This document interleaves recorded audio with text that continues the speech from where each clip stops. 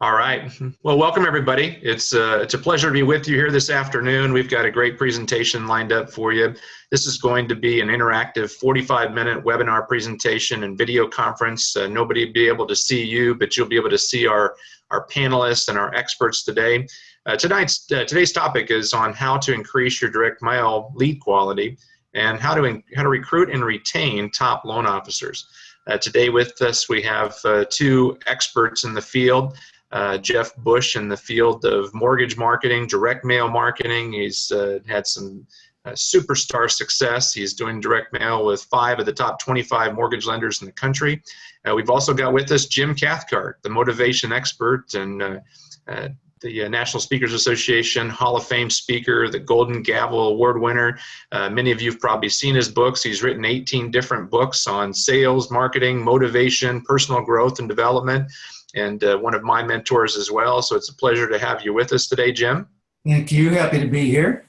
So just in terms of our presentation lineup and the agenda, we're going to start off with marketing trends and some direct mail lead generation strategies for those of you that are looking to improve the quality of your direct mail and quality of your lead generation as part of your recruitment strategy, as part of your retention strategy, and obviously part of your business growth and profitability strategy. And then we're going to go into how to identify, recruit, and retain top loan officers. Jim's going to give us some great practical tips that are very applicable, and we're confident you're going to grab a couple of ideas from today's webinar and be able to put them right into action to improve and really grow in this next final 6 months of 2017. So let's go ahead and jump right in. Our first featured panelist is Jeff Bush. He's the president and founder of overflowworks.com. 20 years of direct marketing experience, and he's mailed over 1 billion pieces of direct mail. That's billion with a B. And he also owned a mortgage company that closed over 5,000 loans, leveraging direct mail as his primary lead generation tactics. So a lot of street smarts and actual real life experience in doing direct mail for mortgage leads. And he's also done a tremendous amount of mortgage call center consulting with his clients and just really working with them on how to really improve closing ratios. And he's done just a fantastic job, and he's attracting some of the top mortgage companies in the country to be able to bring in Jeff's expertise. And so, Jeff, we welcome you to the webinar today. Thanks. Excited to be here, Dave. Yeah. So, Jeff, we have talked about marketing for these last few months. We've done these webinars, and for those people that would like to go back and watch some of the different interviews that we've done with other experts, we'd love for you to visit overflowworks.com and check some of those out because we've got a great list of great videos. But Jeff, you've got kind of a different message to share today in some feedback that you've gotten recently from a different industry that has a lot of applicability to the mortgage industry and direct mail. Give us a little bit more of that background on what you're learning and what your experience has been. Yeah, so for 25 years, I've been in the direct mail business. We sold a direct mail company back in like 1999. So I couldn't be in the direct mail business for a few years. So I only had a 7-year stint in the mortgage business, and I picked some good years, the year 2000 to 2007. So I spent 7 years in the mortgage business, but before that and after that, I've really been doing direct mail. I've worked with probably 2,000 different mortgage lenders. Big companies like, Ditech, who spent $100 million on advertising one year back when they were funding 10,000 loans a month in the 90s. They spent $10 million with me on direct mail that year. But I've also worked with about 4,000 car dealerships around the country and some of the manufacturers. So, I really have a love for the mortgage business and the car business, believe it or not. And there's a lot of crossover, a lot of mortgage guys at car dealers and car dealers that got in the mortgage business. So there's a lot of similarities, interest rates, payments. So I think, Dave, this slide that we're showing here was, I got to go to this event up at the Bonaventure Hotel in Los Angeles. It was about a month and a half ago, May 9th. And I got to sit and listen to the CMOs of Honda Acura, Nissan Infiniti, and Hyundai, and hear them talk about where marketing was going and how things are changing and how they're trying to market to millennials. And it was very interesting, sitting there for a half a day with these really high level CMOs of these car companies with, $100, $200, $300 million advertising budgets, TV, direct mail, internet. So it's pretty wild. So I got so much out of it. I just thought I'd try to transfer some of this information to my mortgage clients and where things are going and things we might want to be doing and changing. The marketing landscape is changing so much out there every month, every week, it seems like. So yeah, it's pretty exciting to bring some new ideas to mortgage prospects and clients. Yeah, and you wrote this blog post, and I put the link in here on the webinar, and I'll put it in the chat message as well, so people can reference that at a later date. But you took some of the content that they shared during the presentations and embedded that into your LinkedIn post. But really, just the overview, Jeff, is that these major organizations were moving towards more of a mission-centric marketing message and not necessarily payments and fees and percentages. So talk a little bit more about what are those things that you saw, and individual participants can reference these videos at a later date. One of the things that was the most interesting, 5 years ago, I attended this conference, and I remember the marketing manager for Mazda saying they interviewed a bunch of 16, 17-year-old kids, asking them what kind of car they wanted and what priority it was. They were more interested in getting a laptop computer and an iPhone than they were in getting a car. They didn't care about the car. And that was scaring the car business. And now with Uber and Lyft and all these big ride-sharing companies, the manufacturers are scared. They're buying some of these ride-share companies. So that was 5 years ago. So fast forward to a couple months ago, the message became, hey, it's becoming less about the car and more about what we represent. We've got to connect with these car buyers, by standing for something, meaning something. It's, Hyundai ran their first Super Bowl commercial ever where they never showed a picture of the car, which was crazy. I mean, car advertising's always been about a picture of the car, what it looks like, the roads it's on, the people driving it. This time it was nothing to do with that. It was about supporting veterans. And you notice it in Honda and Infinity's advertising here too. So I just found it really interesting, all the, the studies they've been doing in marketing research that we can leverage and try to bring that to some of our mortgage clients about maybe getting behind something and standing for something instead of just being about a loan and about a payment and about an interest rate. How can we connect to these homeowners and really build the brand and long-term business? So this was something that we had come up with, to try to tie our veteran mortgage clients into kind of a bigger cause. So, fund your VA loan with our company and we'll donate $250 to Pause for Veterans. So we put a deal together with this charity, Pause for Veterans, got their approval to use, their logos and their information. And basically, instead of just mailing out a letter about your mortgage loan and here's your new low interest rate payment, we're saying if you do a loan with us, we'll donate to this cause, this company that provides, veterans dogs, whether it's for trauma of physical trauma or mental trauma. It's kind of an interesting thing, and there's a lot of companies around the country doing dogs for veterans. So when we're mailing these VA borrowers, maybe to have a better connection that we're going to support something that might be important to them. We know that vets, I've got 3 dogs, 2 chocolate labs and a black, and a lot of vets have dogs. Dogs are a big thing. So if you could tie into this and kind of pull on some heartstrings, it might lift our response and our long-term loyalty from these clients of just doing a quick streamlined VA IRRRL to maybe thinking of you for their next purchase loan, and sending friends and family your way because of this cause. So. And we were talking about that earlier, Jeff, is that the idea of doing something that has more of a mission-centric message to it also can potentially, uplift spirits or morale, maybe bring an organization together because they're, rallying around a cause rather than just trying to make sales and make profits and wages, but they're actually, hey, the more loans we do, the more money that gets to go to this meaningful cause. So you have not only an opportunity to change internal culture, but by building that culture, you can become more attractive to those top producing loan officers out there that want to be a part of something that's bigger than just, who can do the most loans in a month or make the most money.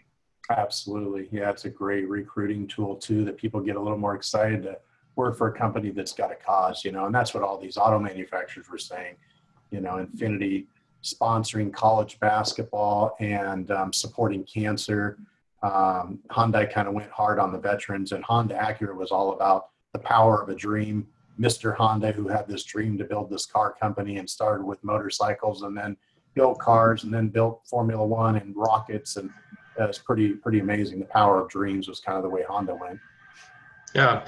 Well, Jeff, based on our registrations today, we had a lot of people that registered for the webinar, maybe a lot of people that are watching the recording that are doing a mix of internet marketing. They're doing, internet leads. They're also maybe doing some direct mail, TV, and, some of those internet leads are becoming less and less effective, which is affecting the morale of loan officers. And so we had talked about the idea of addressing the question, is your marketing contributing to your ability to attract and retain top talent? Talk a little bit more about some of the feedback that you've got from some of these large mortgage companies that are trying to, generate higher quality leads, because the leads that they're currently giving their loan officers are somewhat burning them out because they're just not converting.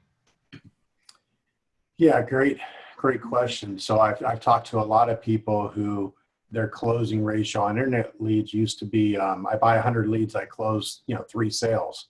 And we've heard a lot of guys saying, hey, I'm buying 100 leads, closing 1 sale now because they're getting 42 phone calls the first day. And we don't have the technology to call them, 2 seconds after they submit their online inquiry on a LendingTree or a Lower My Bills platform. So, direct mail still has a, 8 to 10% closing ratio. So I just think any mortgage company that's trying to 100% live off internet leads, you want to have 2 or 3 different advertising mediums working for you, so that you just have a better balanced, budget. If they're getting incoming calls and they get 100 calls and close 9 loans, versus 100 outbound phone calls to close 1 internet lead, it might be good to just mix it up and put a mix of direct mail into your marketing and not just focus on one thing. And we have a lot of clients doing TV, radio, internet leads, direct mail, email, YouTube. It's definitely just part of the media mix.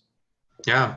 Well, last month we talked a little bit more about the high-performing VA letters that you're doing, and we went through this in more detail, and we won't go through in the same level of detail, but this is the type of letter that's, coming along with that veterans or the Pause for Veterans program, or is the mission-centric marketing the only thing that's going in the direct mail piece? Well, we have a saying in the direct mail business that the letter sells and the brochure tells, and you don't want to mix them up. You don't want to try to sell on your brochure, and you don't want to tell on the letter and tell the homeowner how great you are. It doesn't work. So this letter is designed to really invoke the phone call, sell the borrower on calling. The brochure would go in with this and just kind of be a separate element. So we're talking letter and then brochure in the envelope. And, this letter just kind of shows a lot of the, the sell of, 20,000 cash out for $81 a month, a new low mortgage payment, skip a payment, low FICO, no appraisal. This is kind of a VA Earl streamlined type of letter. So it's got a lot of elements to make the phones ring. So instead of getting 20 calls on 10,000 letters, we can get sometimes 50 or 60 calls. Designing a better letter with more responsive data is kind of the way we put things together. And then the brochure is just kind of an added, bonus. Takes the cost up a little bit, but we think, that it's going to pencil out on a cost per funded loan long term, be a big benefit. Yeah. Well, last month we had a lot of great feedback from this little 3-month campaign you put together, and a lot of people that had at one time been a naysayer about doing direct mail because they thought that it was too expensive on a cost per closed loan basis. You threw down this 3-month campaign plan and basically told them is that if they invest in this type of campaign, you will generate the results. Give us the quick rundown on this campaign and why it's becoming more and more attractive to those people that are looking for more of a guaranteed response or a certain number of incoming calls. I think a lot of people shy away from direct mail because it's up and down, and it's just, there's no guarantee to it. If I'm going to buy 100 internet leads, I'm guaranteed 100 internet leads. So I know I'm going to get the lead no matter what. Who knows the quality of the lead? I might only close 1 loan out of 100 internet leads. But, with direct mail, the response rates go up and down. It's a moving market. It's saturated. There's a lot of people mailing. So it's tough. So we just came out and said, hey, for just a little over $30,000, we will guarantee you 300 inbound phone calls. from VA or FHA borrowers, if you get 300 inbound phone calls and you close at 10%, you've got 30 funded loans for 30 grand. We're at $1,000 a loan. So that's pretty strong offer. The way that we're able to do it is just buying a more targeted VA interested mailing list, mailing to that list a couple times, and then our call center calling these people, live call transferring to leads. So we might do all the direct mail and you only end up at 250 phone calls instead of 300. So we can have our call center get on the phone with all the people that we mail to, follow up on the letter, get them on the phone interested, live call transfer them to you. So it's kind of a direct mail and live call transfer campaign. Most of the response comes off incoming calls from direct mail. We don't know exactly what the response will be, but we're pretty close. So if we come up short, we can just call and make up the difference. So it's a guaranteed lead program off direct mail, which is kind of rare. Incoming calls and, $1,000 cost to fund a loan off direct mail is pretty good in this market where a lot of people are out paying $2,000, $2,500. So. Yeah, well, not everybody has the $34,000 to drop into direct mail at this point, but you've got a little $10,000 mortgage advertising budget option for those people that want to test. You do mortgage marketing for all kinds of different loan types. Obviously, we've already talked about the government deals. What are some of the opportunities with reverse or conventional?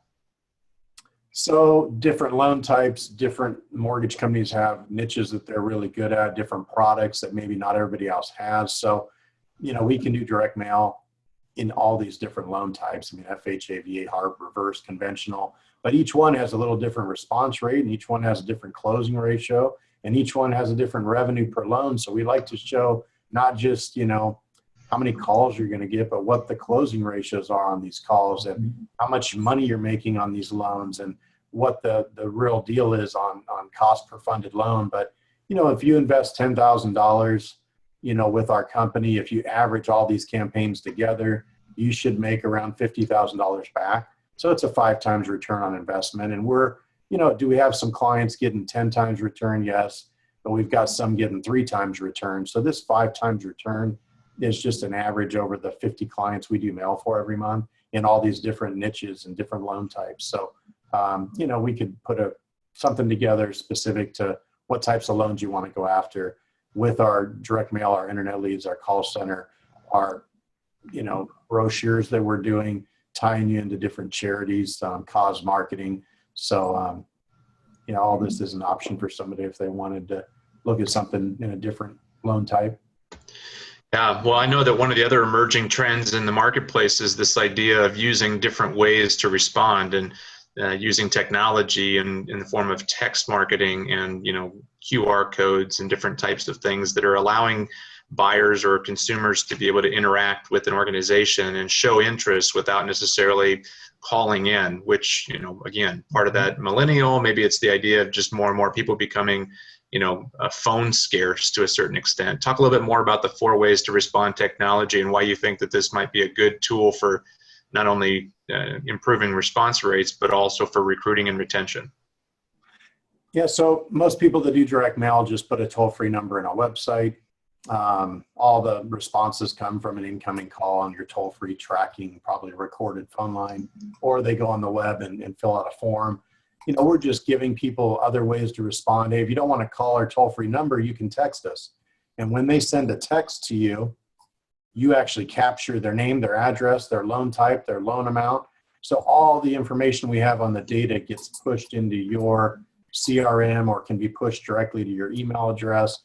So instead of just offering people to call, we're offering, if you want to text us, instead of making a phone call, text in or visit your personalized, URL, your Pearl website, or use your QR code reader on your phone and scan and visit our website through scan. It's just giving the homeowner more ways to respond to your offer. It tends to lift the response a little bit. Instead of getting 100 phone calls, you might get 90 phone calls and 20 texts and 10 web leads and a few QR code scans. So little things we can do that don't cost much to increase overall response by 20%. And you're always pushing David, let me interrupt for a second. I want to reinforce what Jeff was just saying. Every person has a preferred mode of communication. Some people love to talk on the phone. Some people hate it.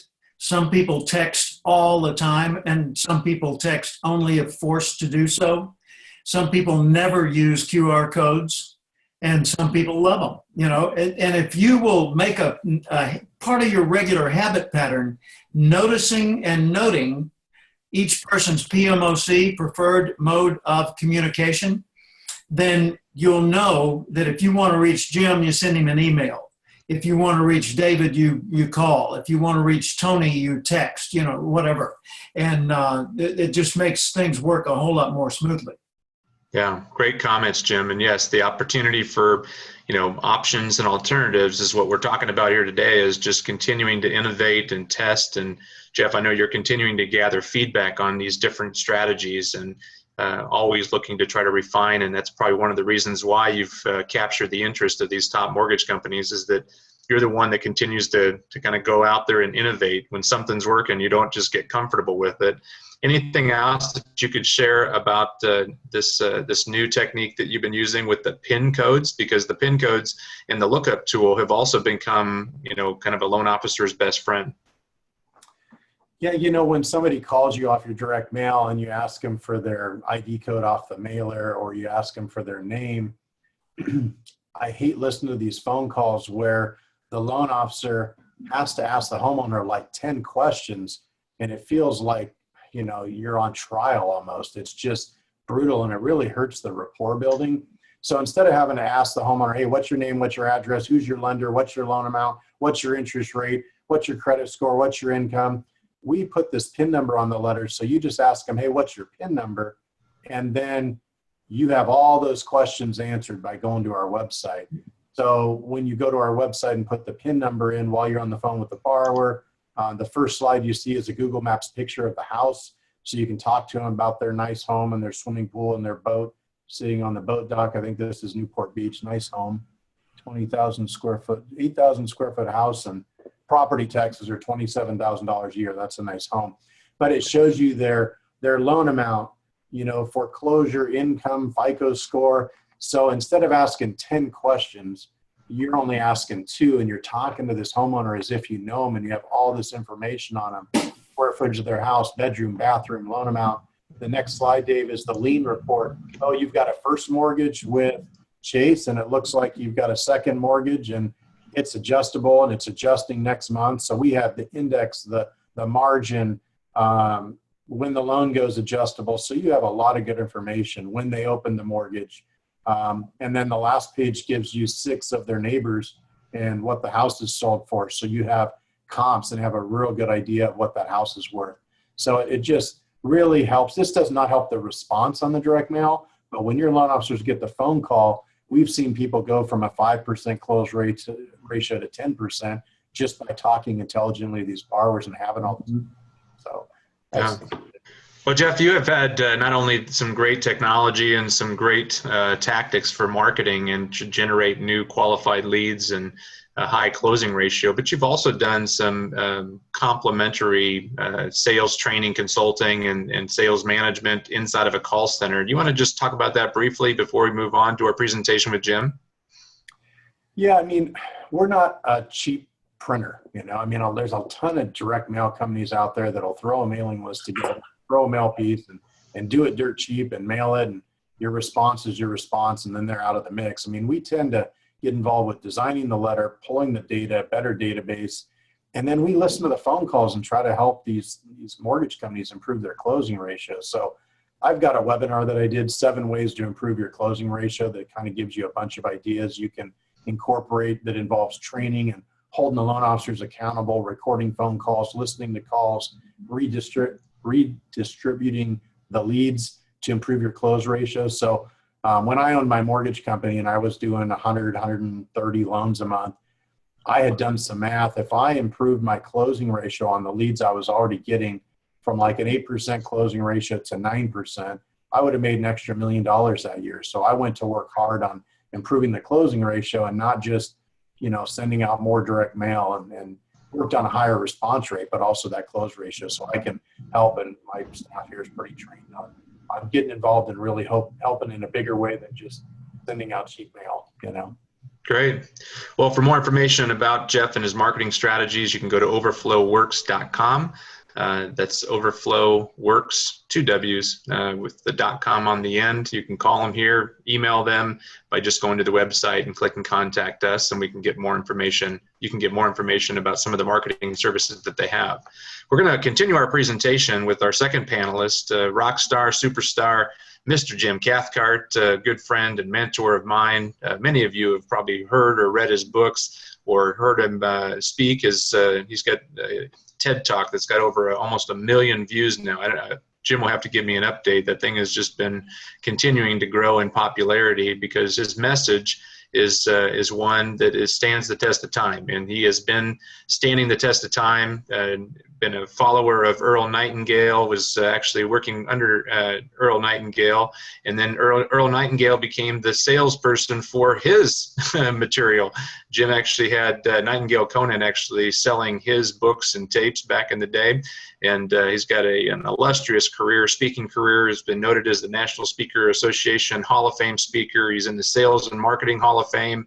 He's a Golden Gavel winner, along with many other highly recognized names such as Tony Robbins and Earl Nightingale and many others. He's also known as a relationship selling expert.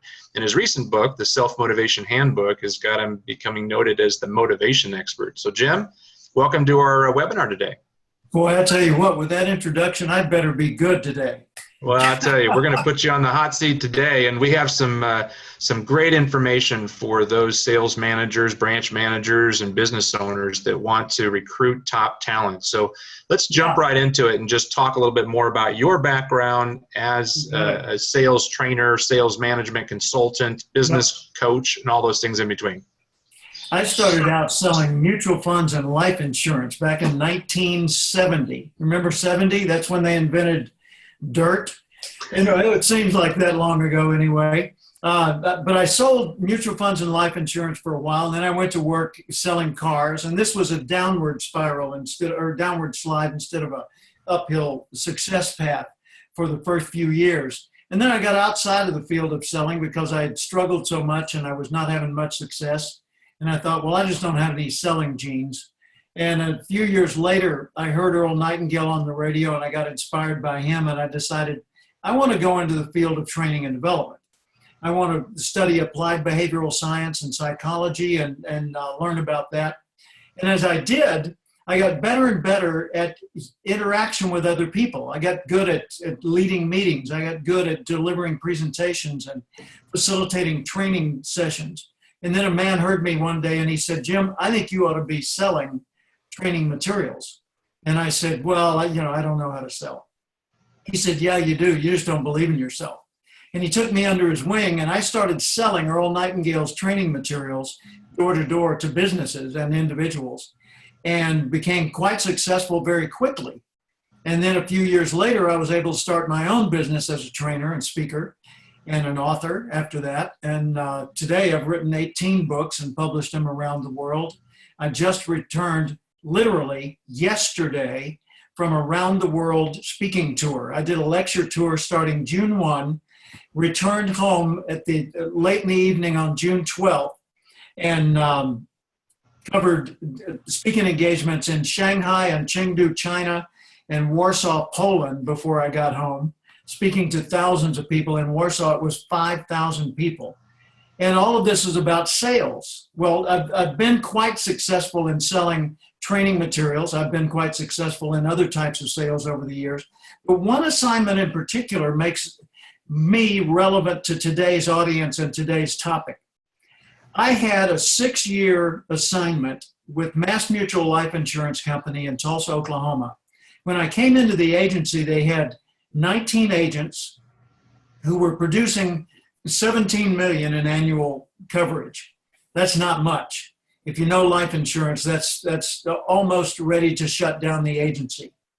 And a new man took over the agency named Joe Willard, who is today, many, many years later, my good friend and still my mentor. Well, Joe had heard me speak and he said, I want you to come teach my agents how to set goals and get more focused on their own careers and balancing their lives more effectively. And so I did a seminar, and he said, I like that, and they did too. So how about you quit your job as a training director for the Junior Chamber of Commerce National Headquarters and come to work for us full-time as our sales consultant and my personal confidant and advisor. And I said, done. And I moved into their executive or their penthouse office suite that they had just moved into. And I got a little corner office, and I started working with these 19 agents using Joe's guidance as my primary strategy.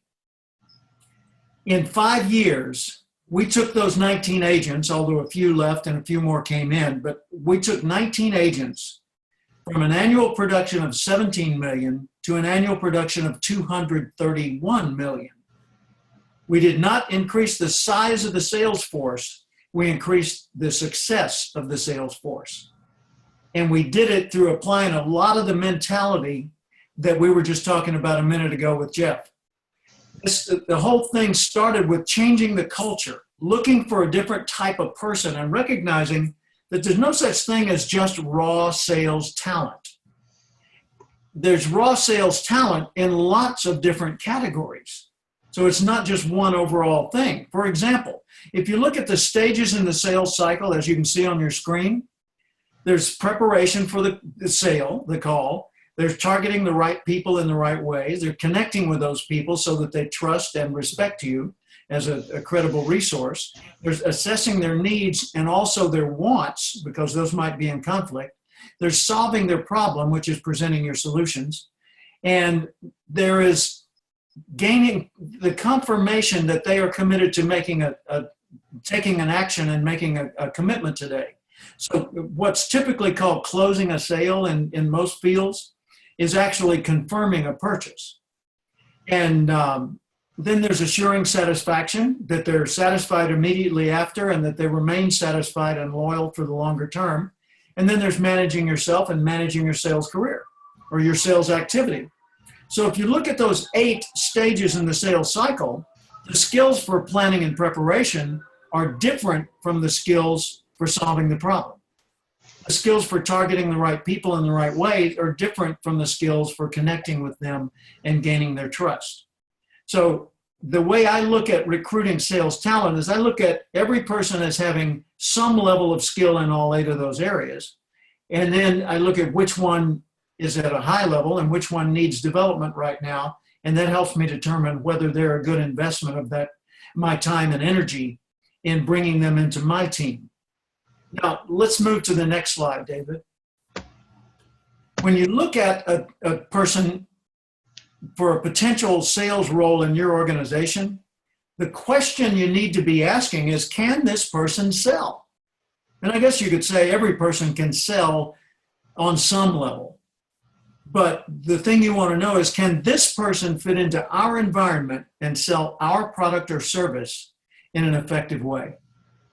And the second thing you want to know is, okay, if they can, will they? In other words, do they have the motivation? Are they self-starters, or are they going to be a high-maintenance new employee that I'm going to have to go in and fire them up every single day? I'm going to have to remind them, check with them, supervise them, hover over them, which would be a complete waste of your time because you're diminishing your own effectiveness down to the level of convoy effect. Go at the speed of the slowest vehicle. Even if you've got some race cars in the convoy, you still go 20 miles an hour because the slowest vehicle can only go 20. So you want to know, will they sell? Will they motivate themselves? Are they going to add to our mix of talent and motivation here? Or are they going to become a drain on us and require a great deal of our energy? And the third thing is you want to know how they will sell.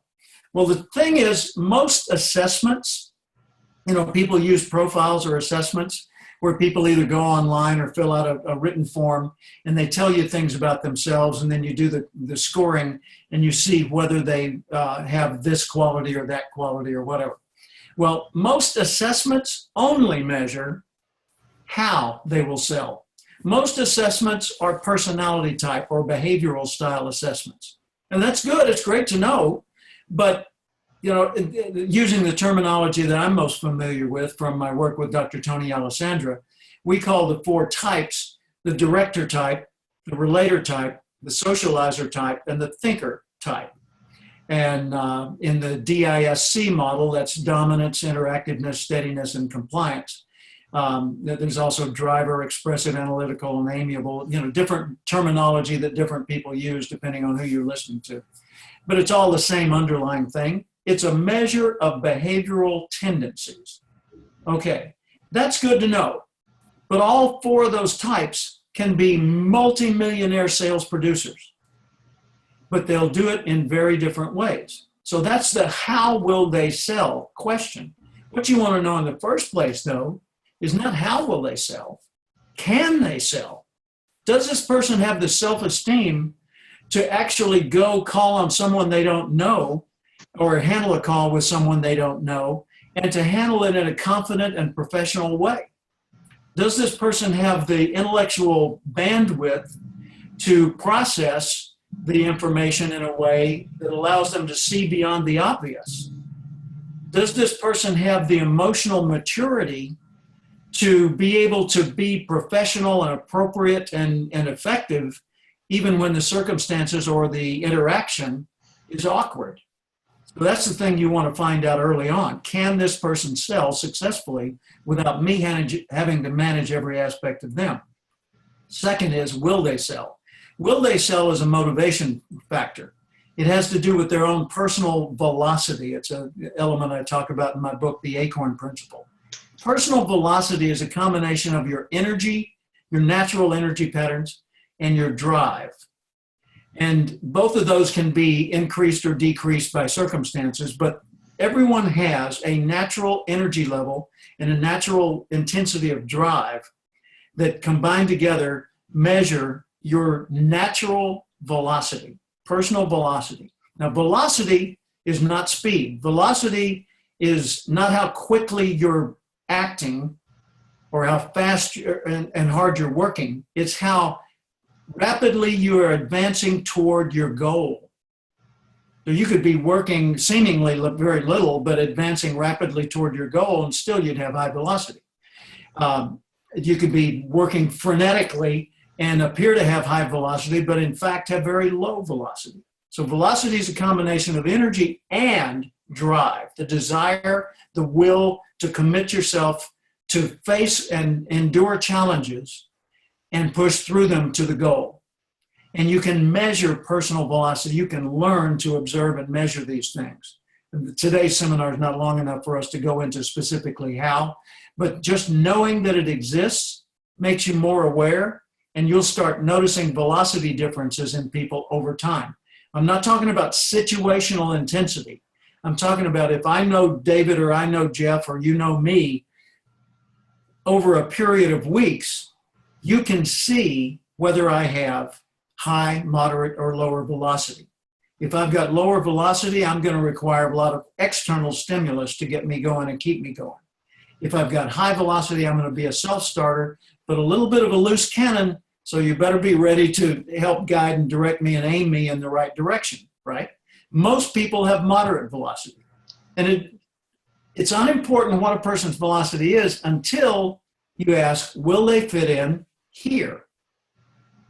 Because it's the culture that determines whether this person is a fit or not.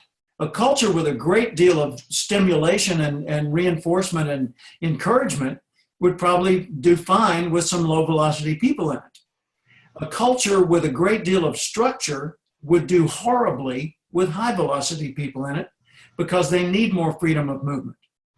So think about velocity as a factor that you're looking for. And when you look at natural velocity, you need to also look at what the person cares about most, which I call their natural values. Every person has a basic set of values, the thing that they consider worthy of their time and attention in life. But out of the 7 natural values, there are probably 2 or 3 that are this person's highest values, meaning that these are the things that matter most to them, and most of their decisions will be made in a way that advances them toward those values. Someone that values wealth very highly is highly motivated by money. Someone who has wealth as a lower value will need a different reason to stay active and engaged. So someone, let's say, whose highest value is commitment, doing something that matters, making a difference, changing the world, advancing a cause, that person would respond to Jeff's promotion that says, doing business here, we will contribute to this cause, because that person's cause driven. But a person whose highest value is wealth and their commitment value is very low, they'd say, I don't care if you're giving money to Dogs for Vets. I want to know what this is going to cost, right? So you need to understand that there are differences in people's values. And if you start tuning into these things, by the way, get my book, The Acorn Principle. You can get it digitally or buy a print copy, and it'll drill down on all these and give you more details. Just go to The Acorn Principle in Amazon or any place like that. You can find it. Cathcart.com, you can find it there. Another thing to look at is a person's intellectual bandwidth, meaning more or less their processing power. When they're thinking about things, do they just say, what you see is what you get? This is a pen. You say, okay, tell me about the pen. Well, it's got blue ink, it clicks, it da-da-da-da-da, and they tell you about the pen. Well, that's operational or functional bandwidth. That's, see this, and that's about as far as you go, right? Strategic bandwidth, this is about 18% of the population. 80% are functionally bandwidth. They're in that category. And about 18% of the population have what I call strategic bandwidth. These are the ones you want in leadership and decision-making positions. Because they look at that and you say, tell me what that is. Well, it's a pen, it's a writing instrument. Well, tell me more. Well, it's something you could use to write with. You could use it as an official tool for signing important documents and have, make it be very special. You can scratch your ear with it. You can prop open a window with it, and they see 1,000 uses. Very different from the person that only saw that as a pen. And then you have a third person who's part of the 2% that are of conceptual bandwidth. And they see things on such a grand scale, it's hard for them to focus on simple applications. You say, what is this? And they say, well, it's proof that mankind can transcend space and time. What? Yeah. People created this, not from elements that look like this, but from other elements. They put them all together and created a tool to make markings. Then they agreed on what those markings meant, and they could communicate on paper or on something else and see it at a different time in a different place, and they got it.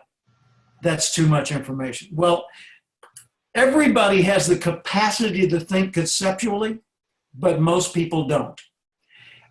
Most people tend to be operational. Everybody can think strategically, but most people don't. Only about 18% think strategically by instinct. So when you're interviewing people or looking at people who you might bring into your organization, notice their intellectual bandwidth. Notice their natural value priorities. In other words, what's important, most important to them. Notice their personal velocity, and you'll make a much better decision for hiring or for managing them. And then look at their personality type to see how they're going to behave as they relate with other people. Let's go to the next slide. The key ingredients in recruiting top talent include having a good selection process that allows you to screen people well, so that when you're interviewing people, when you're talking with people in day-to-day settings, you've always got your antenna up. You're always on a search looking for talent. Make it your life mission if you are the leader. If you're in charge of finding new talent, make it just part of your being that you're a talent identifier, that you're constantly on a search for talent. You find a server in a restaurant who impresses you, make a note of that. Give them your business card. Stay in touch casually. Find out if they've got talent that goes on to the level that you need so that you could someday bring them in and make them part of your organization. In the agency I told you about in Tulsa, the Mass Mutual Agency, we brought in people that you'd never expect would have thought about a career in life insurance. We hired the former mayor of the city of Tulsa.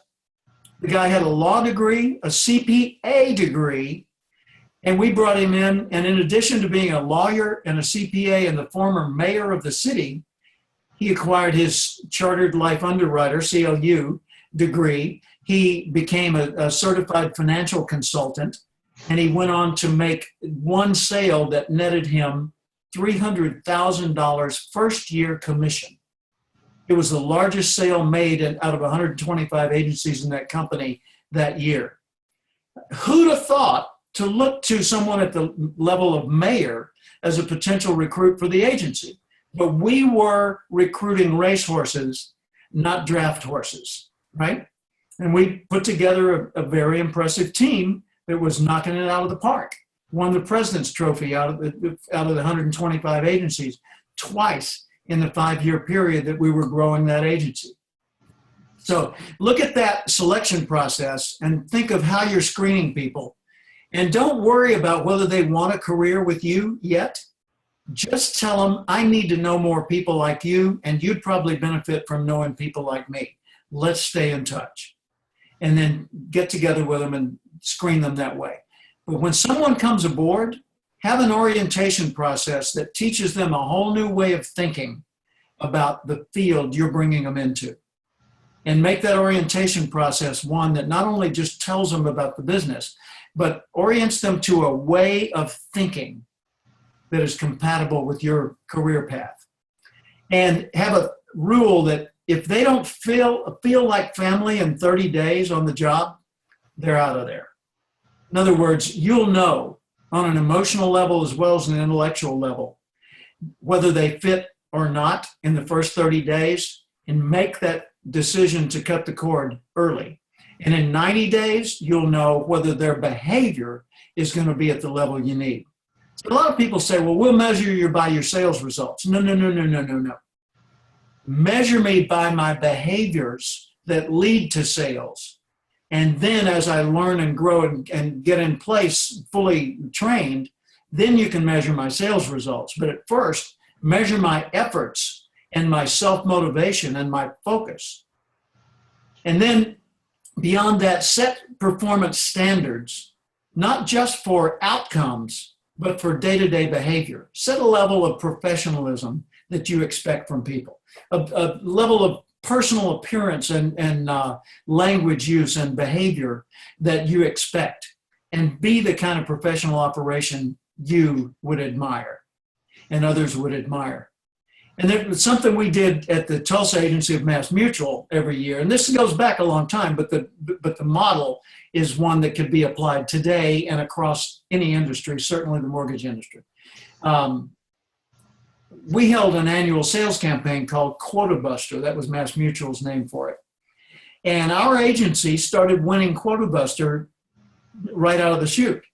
The reason we won is we didn't think of it like most agencies thought of it. Most agencies look at the 5 weeks of Quota Buster, and that was where they put all their energy. Well, we looked at the 5 weeks of Quota Buster as sort of the on-the-air prime time, and we started thinking, okay, how can we be ready for that on the opening nanosecond? And we started getting ready 5 months before. We started helping people build an inventory of suspects who weren't yet prospects. We started working on referrals and building that funnel that was going to feed the pipeline for sales. And we did a lot of specific sales training building up to the kickoff of the sales campaign. And then on the kickoff day, it was a big event with lots of excitement, all kinds of special offers going out, and people ended up overwhelmed with leads in the first day. And then we focused our attention on making sure everything in the office for 5 weeks did nothing but reinforce sales completion. And we ended up hitting it out of the park. We even allowed for a mid-campaign slump, knowing after the first week or two, energy would kind of level off. And so we had a boost planned in the middle to get things back up. And then a big finish, and then a celebration afterwards to make sure everybody got the recognition they deserved, everybody, office staff as well as the sales team. And then we went out and we celebrated our new clients in various ways and welcomed them to the fold, and just made people feel happy about the fact that they had done business with us. And we made absolutely certain that everyone was assured to be satisfied with the purchase they had made with doing business with us, and that they recognized that we were loyal to them ongoing. Most people make the mistake of thinking of customer loyalty as something you try to get. In fact, it ought to be something you commit to give. When you're loyal to your customers, even when they're not doing new business with you, then they feel a sense of loyalty to you. When you only seek to gain their loyalty, you end up with like a realtor who did business with me years ago. He sold me a home. He came by and he gave me a nice gift for the home afterwards. And then that's the last I heard from him, except an occasional email that was a sales promotion. Well, I got involved in my community and I met a lot of other realtors, one of whom I got into a hiking group with, and 3 days a week I was going hiking with this guy and we became close friends. Well, when it came time to sell that home, I listed with him. The previous realtor was so offended that he let it be known to several people that he was disgusted with me for being an unloyal customer. I don't think it matters if anyone's ever a loyal customer. I think what matters is that we be a loyal provider. And if that's the case, then customer loyalty will be at the highest level it would have been anyway. We'll lose some, but we'll gain so many more. So that's the thing. You know, when you're looking at this whole area of how do you recruit top talent and keep it, it's many, many facets, but all of those fit together to make for a very powerful sales culture that people will want to be part of and they'll thrive in once they're there.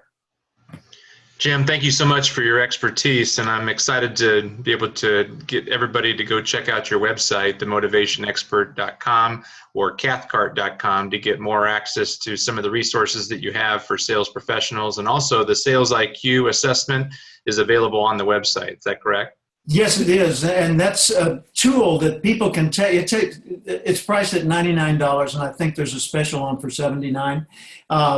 But people can take that assessment, answer a series of about 48 questions, and they're situational questions. What would you do if?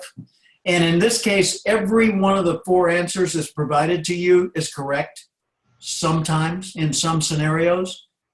But it gives you a feedback result of several pages of detailed information about what your sales understanding is and what your sales strategies will be.